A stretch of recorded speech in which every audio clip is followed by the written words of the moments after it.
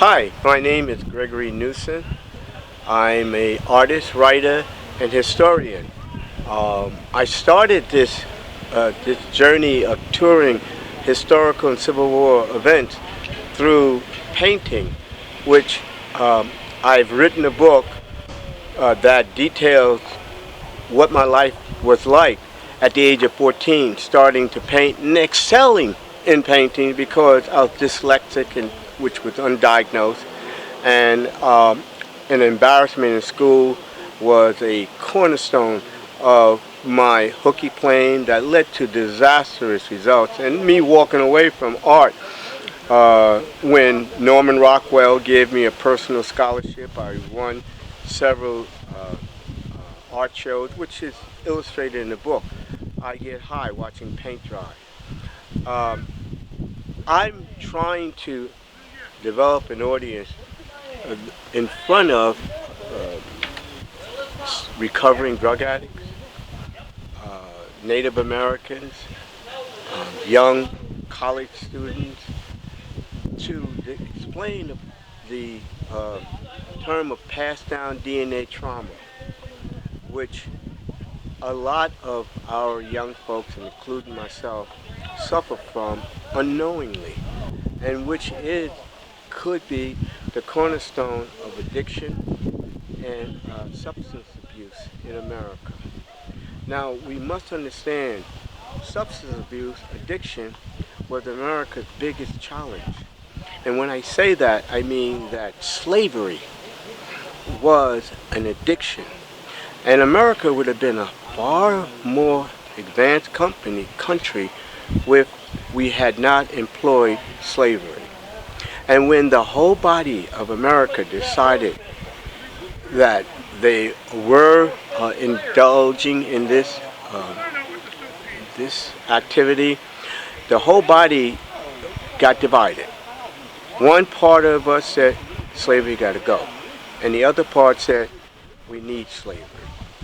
That's how addiction works also in our bodies. Now, that is my termination or broader description of what had happened to me and other addicts that they're having an internal civil war, period. And it has to do with maybe past parents undereducating, but it's a whole lot of but. Let me talk about my solution to myself. Painting and art was like prayer to me when I got out of prison. From having a beginning of great possibilities all the way to prison. And I had to get a grip to my spirit. And through prayer and painting, I came to the conclusion that this could something that needs to be talked about. I'm not a specialist. I'm just a victim that no longer have a victim mentality. Like this painting here means a great deal to me. It's called Reconstruction, and this painting represents how thousands of slaves, after the Emancipation Proclamation was declared, did or was forcibly told to leave the plantations. And as you can notice, there's a cage with a heart in it, and the blackbird is sitting on the outside of the cage, which symbolizes the plantation. Now you will have to interpret that as for yourself, but this is one of the paintings that also helped me have more balance in my life, understanding of human behavior, and through each stroke I was able to accept and defeat whatever you call Satan, the beast, but which this horrific event in the human mind only happens in the human mind, like this one here. And it explains West Study, Native American, which a lot of Native Americans suffer through trauma. I mean, a lot of the reservations are inundated with alcohol and drug problems. And in my view, it is a result also of their ancestry struggle, traumas, a trail of tears. And this is embedded in their DNA, in which, it's hopeful that I can explain this to an audience that may have some understanding of this trauma, and to know that art, it could be poetry, general writing, painting, almost all the arts can heal you from this trauma. Thank you. Now this painting here, in which I created this painting to sort of like to understand how children work and how the absence of racism